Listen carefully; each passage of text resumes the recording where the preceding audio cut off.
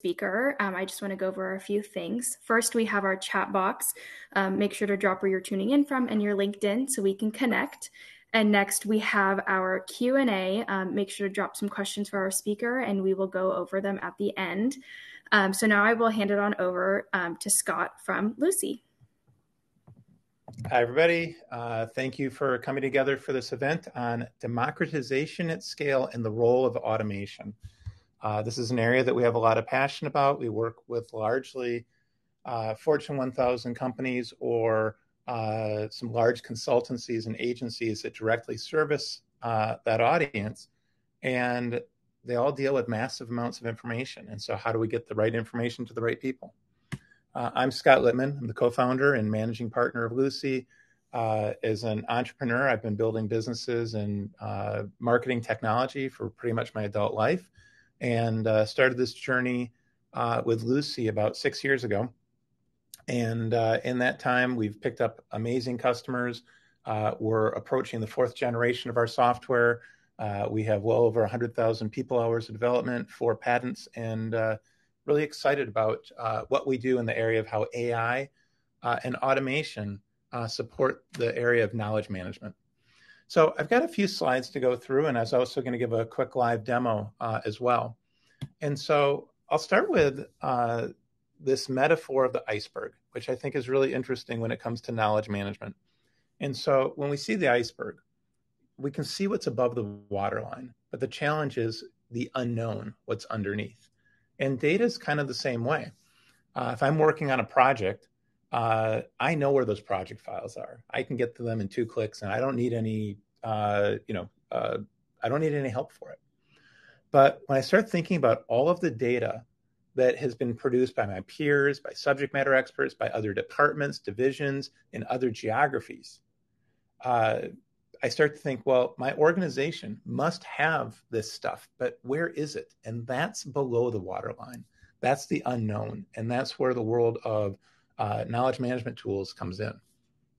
And the is state today, when it comes to how to find all this knowledge, is I think one of 2 ways. And we've surveyed and talked to and done sessions with customers, and we hear 2 things. One is users will search through file systems, typically Microsoft technology like SharePoint, Teams, OneDrive.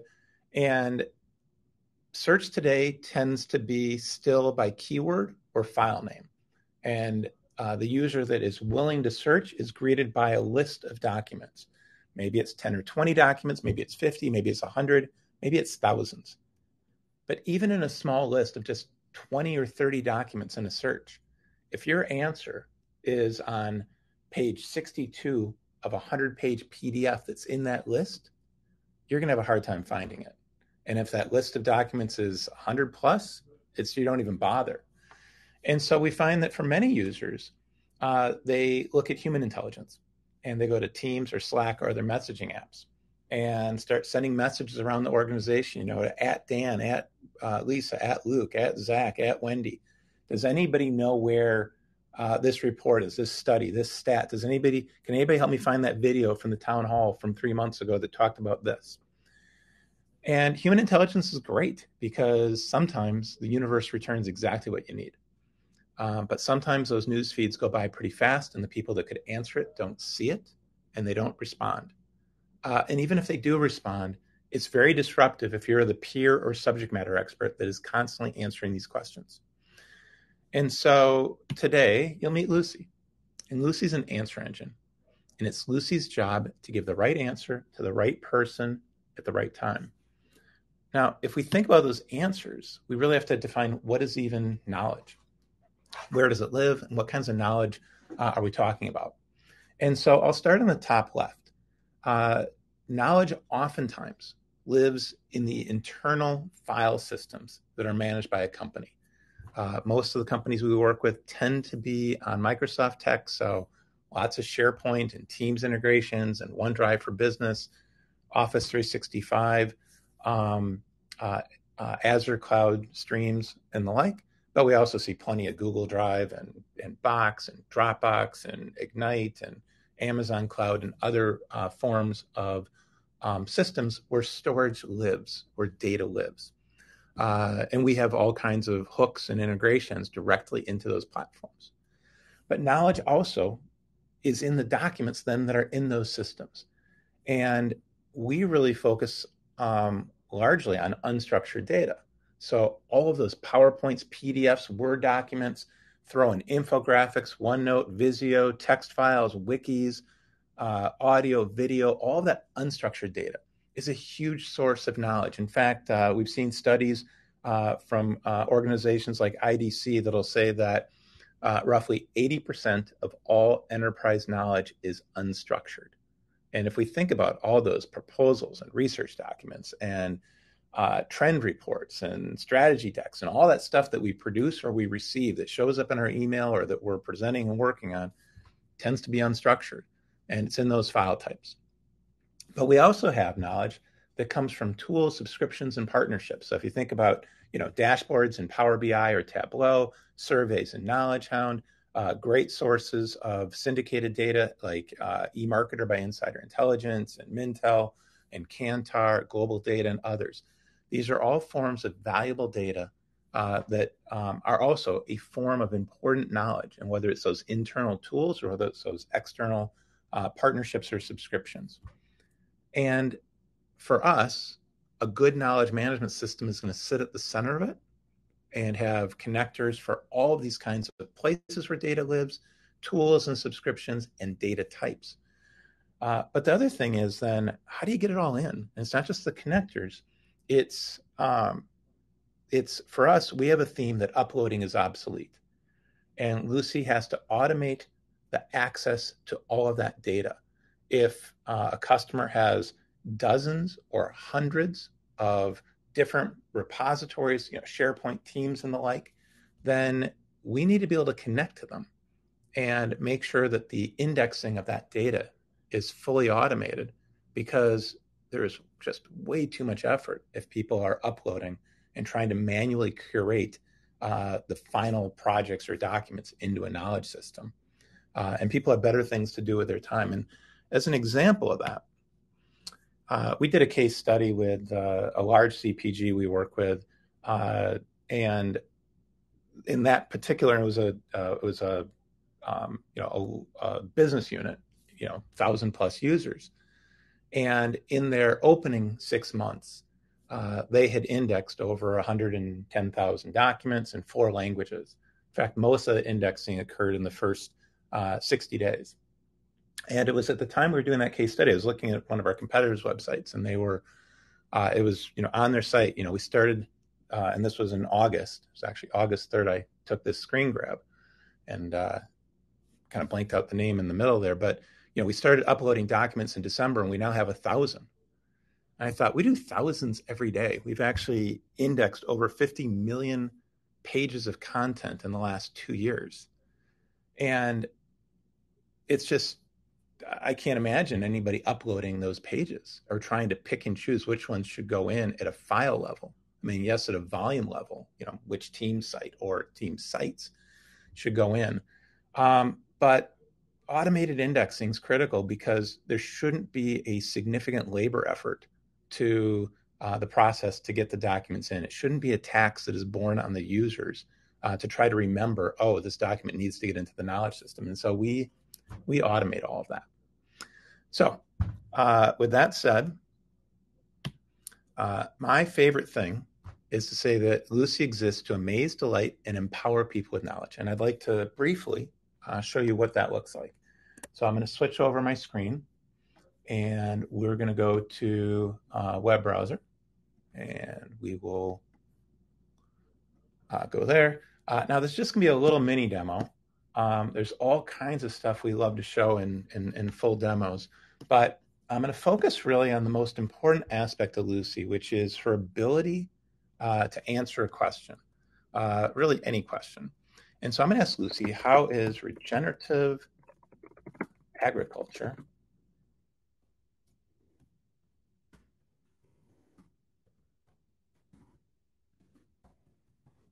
impacting consumer behavior?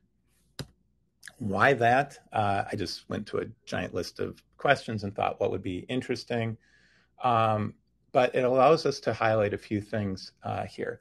And of course, everything is live demo. And so I'm going to zoom in first on the nature of the question itself. Oops, sorry, we'll move up there. How is regenerative agriculture impacting consumer behavior? Lucy uses natural language. It's really critical.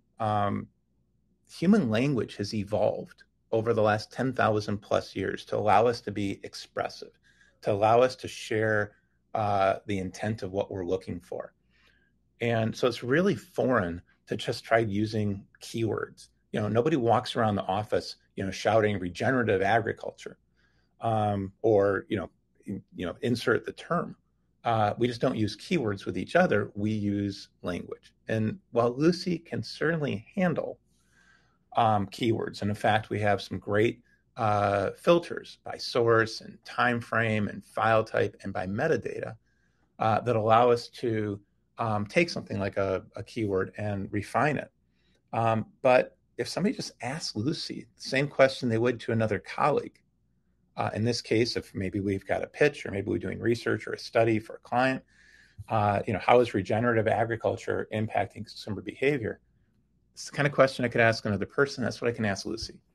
And in this case, Lucy's going to have a variety of answers, all ranked by her confidence score. And if I dig in, I can see, well, she had a great answer on page 9 of a 16-page document.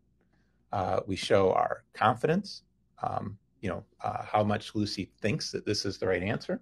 We can give Lucy a thumbs up or a thumbs down to give her feedback. We share when this is from, so it's a relatively recent document from the spring. I can share this with a colleague. I can add this to a project. I can click here and open up the information tab and see the metadata, which is going to be inclusive of everything from keywords, brands. If there is geography data, we'll have locations. And all of that tagging is done at the page level. Every single page of content has been tagged for those 4 attributes of metadata. So themes, keywords, locations, and brands or organizations. And so it's the sort of thing that an army of humans would never try to do. And yet every page of content has been brought in. And when we say that Lucy's an answer engine, she said, well, this, page 9 of 16 is a really good answer. I'd have another good answer, page 6 of 16, another good one from page 28 of 59. And so these are different documents, different pages. And I can download the document from the native system, which in this case is SharePoint. I can see what else is in the document. But Lucy's searching all of my connected sources. In my case, this particular Lucy is connected to 30 some sources, different HR volumes, some different SharePoint volumes, subscriptions that we have, as well as some key tools. And Lucy's searching all of them, giving us the best answers from them. Now, in this case, this particular example came from a first-party source. But I'm also going to ask Lucy, how is inflation impacting shopping behaviors? And in this case, I believe the sources, instead of being internal files that are coming off of, say, our SharePoints, we're more likely to see answers that are coming from third parties. And in this case, third parties being eMarketer, and looks like it's all eMarketer, which is great. And so if we click in, we can see, in this case, we have an automated feed direct between us and eMarketer. So as they publish new stuff, Lucy is being fed with that new content, which is also true of the Euromonitors and Mintels and Good Datas and Kantars and other third-party vendors that we are connected to. And so Lucy's really picking, regardless of the file type or the source, what she believes are the best answers to the question that has been asked. So that's kind of the mini demo. And normally when we have time for a full demo, we'll show how Lucy integrates to video, how she can work with surveys through partners like Knowledge Hound, how she can help find the expert in an organization through partnerships with organizations like StarMind. Lucy is multilingual. My particular Lucy is able to speak 3 languages, but we have roughly 100 languages we can support. About 50% of our users are overseas, and multilingual ends up being really important. We also can integrate to dashboards that are in data visualization tools like Power BI and Tableau. We have content publishing features where we can publish and promote content, and also how Lucy works in mobile environments as well. And so if you'd like to see an in-depth on any of those things, would be very happy to share that in a deeper dive demo. But from there, we'll open it up to Q&A.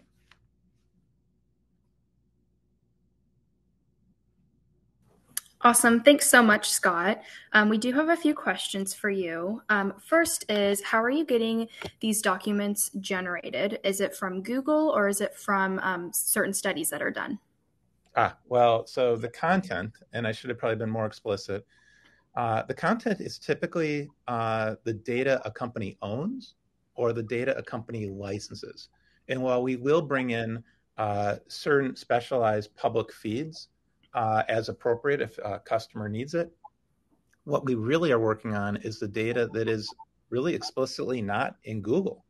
If for our customers, their first party data, the data that is in their SharePoint or internal systems, is not searchable to Google.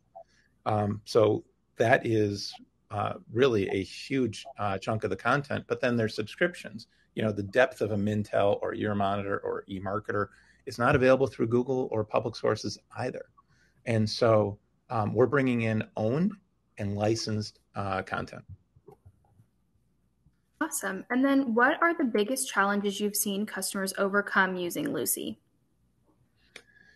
So, my favorite thing is when somebody says, I didn't know we had that, or I could never have found that, or I believe we should have it, but I don't know how I'd get to it.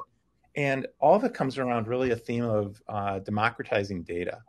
And so while there are all kinds of different use cases that we work in, whether it's research and insights, which has been a real leading one, but also HR, employee onboarding and support, call center and operations. But the common theme across all of this ends up being data democratization. How can I make it easier to connect all of this data to the individual who needs it? I think it's interesting because a lot of times data is set up internally in a company, and the security is simply this is the business group we originally set this up for, even though there's other groups that could benefit from it. And so the ability to kind of go across different business units, different teams, different geographies, and empower people with that knowledge that they would otherwise not even know exist is something that we're really proud of. And I feel like that's the most common theme to the biggest problems that we end up solving for people. Awesome. And then because Lucy is using automation to connect these data locations, are the changes made to the documents and files in those reflected in real time with Lucy? Not quite real time, but typically within 48 to, typically within 2 days. And so what happens is we have a persistent connection to the customer's environment, or really environments, the different SharePoints or team sites and things like that. And if we see that there's been a change, if a document was deleted, we automate and forget it.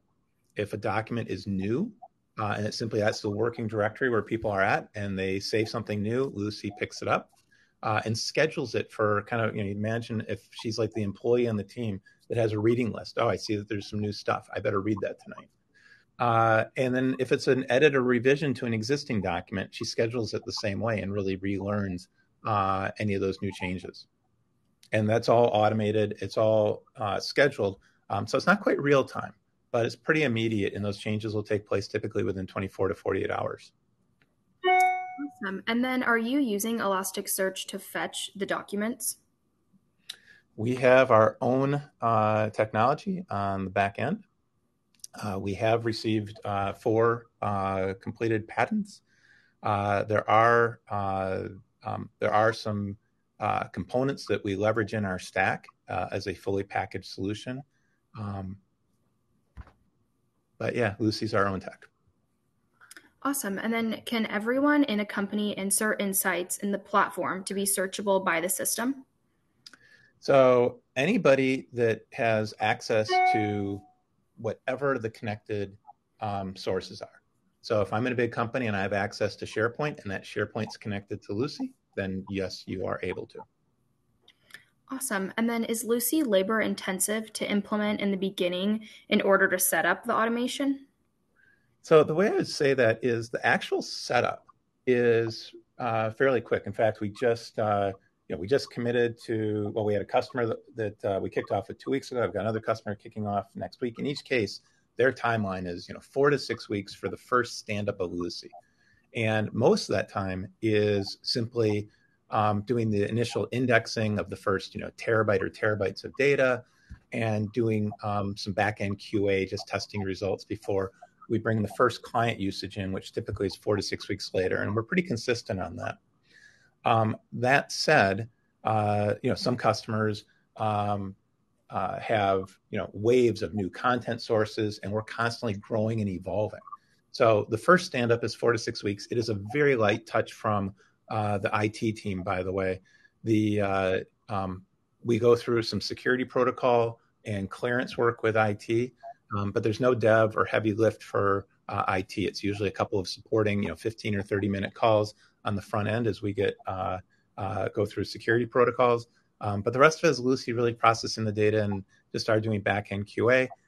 4 to 6 weeks and first users are touching. That said, typically these systems evolve where we might have an initial set of sources, but we're constantly bringing in new sources, bringing in new teams, and those things tend to evolve over time and are almost constantly evolving, which is actually kind of cool. That is super cool. So how do you avoid or detect false or malicious documents? So what happens is if a user asks a question and recognizes that something is outdated, is bad, there's user feedback right into the system. And users can upvote as positive reinforcement, but also downvote for negative reinforcement. Further, we have a system called Lucy Assist. And when users use Lucy Assist, it's a chance to say, I didn't find what I was looking for, or I am questioning this content, and they flag it. And the Lucy Assist creates a support ticket that goes both to the customer's Lucy lead as well as to our customer success team.